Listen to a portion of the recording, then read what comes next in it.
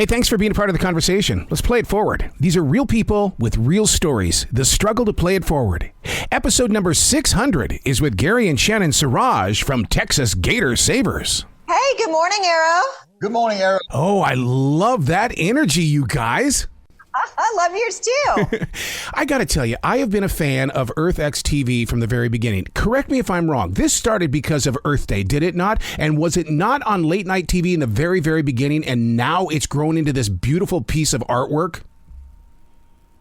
Oh, definitely. EarthxTV has just blossomed, and it's such about the environment and taking care of Earth, and we're so excited to be a part of it. Well, I like what you're doing with the Gators in Texas, and at the same time, I'm also so afraid because I saw what happened to the water buffalo when they snuck them down there into South America, but you guys are doing it the right way. Yeah, absolutely. You got to remember, these are alligators that are in people's pools or ponds or yards. The problem is people have just moved so close to the alligator's habitat that the alligator has nowhere to go. So we want to give an alligator a good place to go. Now, Gary and Shannon, I fear that what you're talking about, we're moving in too close because I live in this forest in South Charlotte, North Carolina, and the deer are like my best friend. And I'm so afraid that the climate changes are going to bring those gators into this area. Yeah, well, it's definitely possible. I mean, they are moving. They're moving more, more westerly and more northerly. So they are being found in places now that they never have been found before. When you go into an area where an alligator has been spotted, I mean, do you become horse whisperers in the way of alligator whispering? I would say Gary's the alligator whisperer.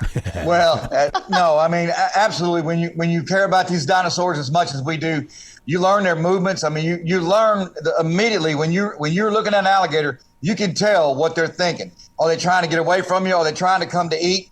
When you've done it as long as we have, you know the animal. I am so glad that you brought up dinosaur because I do that with a lot of people and they look at me kind of strange. But man, but the thing about it is it's because of shows like yours, Gary and Shannon, that the younger kids from 3 up are watching this and they're going, dinosaur, dinosaur. They get it and you're speaking it.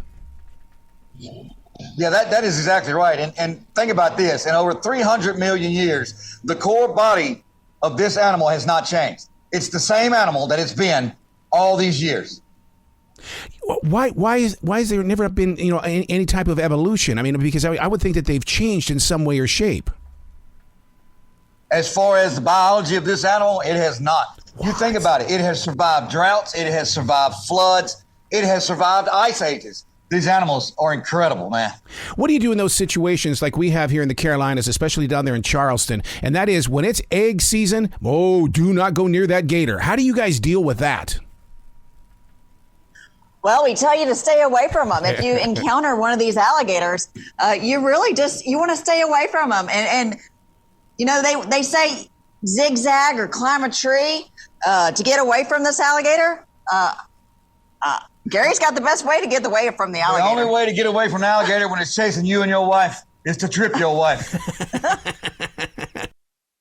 You've still got to be students, don't you? Because, I mean, even though we've talked about there haven't been really that many changes or no changes at all, but you've still got to be a student of the dinosaur, do you not? Oh, absolutely. That's where this whole thing originated from. You look through the evolution of 300 to 400 million years, you're going to find the alligator's right there with it all, right in the middle of everything. Where do you replant an alligator? We do get permission from Texas Parks and Wildlife to release a certain amount of alligators into the wild. However, the problem is if the alligator has been hand-fed by a human, even one time, they're going to come back to that spot. And that is through research been proven. Yeah. So what we have opened up a sanctuary here just outside of Beaumont called Gator Country. And we're able to bring them live and let them live out their life here in this sanctuary. I would sit in front of them for hours just studying them because I know they're constantly thinking about something. Yeah, doesn't it look that way? They've got the biggest smile, too, all the time. An alligator's always smiling back at you. They're really magical. And those eyes. Oh, my God. I love looking into a gator's eyes. And they have 3 sets of eyelids, right? No, I did not know that part. They do. They have one that opens up like mine and yours. The second one acts like goggles underwater. It's called a nictitating membrane. And the third one is a little bony osteoderm. They can close their whole eyelid to protect our eye if needed. Is that because from the sun and stuff, especially since the temperatures are gaining in strength right now? More so is protection of the eye, more so than anything. Yeah, because they're so close to the earth. I mean, even through Native American spirituality, the gator and snakes are so big on the totem pole because they are cuddling up to Mother Earth. They do. They use every bit of it. You think about this. During a drought, an alligator will have the only water around. What they'll do is they'll go round and round and round to make a hole, and then that hole will sustain life. It will sustain fish, snakes, birds, you name it. That alligator causes that drought. I mean, what I mean is they're the ones that let everybody survive. But I really am afraid of next year. You have got to be super busy in trying to prepare for what could be the inevitable. Well, we saw that this year, and we had a really one. This was one of the biggest droughts we've had in Southeast Texas in quite some time. And what we found is we saw how the alligators moved and how the alligators found water. Our nuisance alligator calls went up this year by about 15% because of this drought. So no question, the more the drought, the more we've got to catch nuisance alligators because they're getting out of their habitat looking for more water. Okay, let me ask you this then, Gary. What? Because I've read a lot of stories about Texas getting their butt beat because of the cold too. Where are these gators going in the wintertime? This is where they're fascinating. What happens is when the water temperature gets to 68 degrees, alligators will stop feeding. Oh. That's the first step of what we'll call a hibernation or a brumation, whichever way you like to look at that. What happens next is the alligator will start to tunnel into the banks of the water, and they will dig a small tunnel, leaving an air pocket in there. 4 or 5 alligators may get in there together, and they'll huddle together, and they will survive through that. An alligator can lower their heart rate down to 3 beats per minute during excessive cold. Wow, man, this is news to me because I've never seen an alligator being part of a community. So in the wintertime, they really build a team together then. They will, and you'll notice when the sun does come up, those alligators will come out of that burrow, and they will lay in the sun, and they will gather heat on their osteoderms, which are those bony platelets on the back. Yep. They'll gather that heat, and at night when the sun goes down, they'll all get back in there, and they will slowly release that heat from those osteoderms, keeping warmth. Why don't we want to learn more about this? I mean, that first of all, for EarthxTV to have this is just spectacular, but we need to embrace more wildlife in this nation. We do, and you can imagine that through our eyes, what we see with animals. Yeah. Can you imagine if we could look at it through their eyes?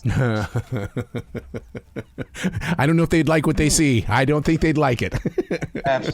Absolutely. So where can people go to find out more about you guys? Because man, you should be on the front of every T-shirt in this country. You guys are marketing. You'll be able to view our TV show on EarthxTV through DirecTV, yep. ATT Uverse, Spectrum, and Fubo. Yep. See, and that's how I found you all those years ago. It was on really super late night TV, and it's like, oh my God, I got to talk to these guys. Yeah, no doubt. There's just so much to learn, and even at my level with the alligators, there's still so much to learn every day. Absolutely. Please come back to this show anytime in the future. The door is always going to be open for you. Oh, thank you so much. Well, you guys be brilliant today, okay? You too. Thank you. Thank you for having us. Have a wonderful day.